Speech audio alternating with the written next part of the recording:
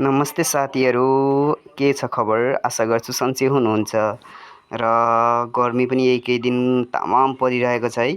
आज 3 दिन भइसक्यो, बरै भइरहेको छ र आज हामीहरू चाहिँ यही गर्मीमा मोमो खान्छौँ भनेर मोमोको लागि तयारी गरिरहेका छौँ।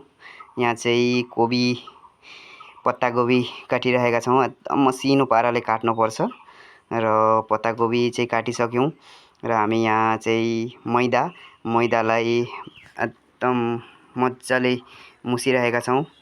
यसलाई मुसिसक्यो र मुसिसकेपछि हामी सानसाना लड्डु बनाउँछौँ, किनकि सानसाना लड्डु बनाएर हामी एकदम पतला पारेर बेल्नुपर्छ र यहाँ धनिया पनि काटिसकेका छौँ र यो मोमोमा हाल्नको लागि यो कोबी एकदम रेडी भइसकेको छ। अब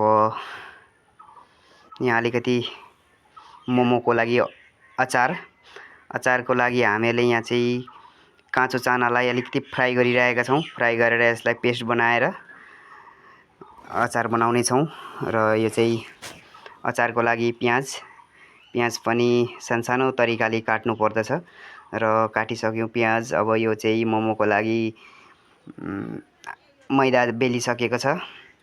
मैदा यहाँ बहिनीले बेलिरहेकी छिन्। यो बेलिसकेपछि हामी मोमो बनाउँछौँ र यो चाहिँ मैले मोमो बनाइसकेको छु। यो हातामा देख्दै हुनुहुन्छ।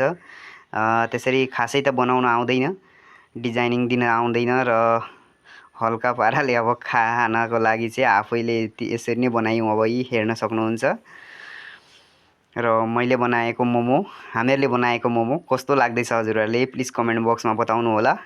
गर्मी पनि असाध्यै छ। अलरेडी मोमो तयार भइसक्यो र अब हामी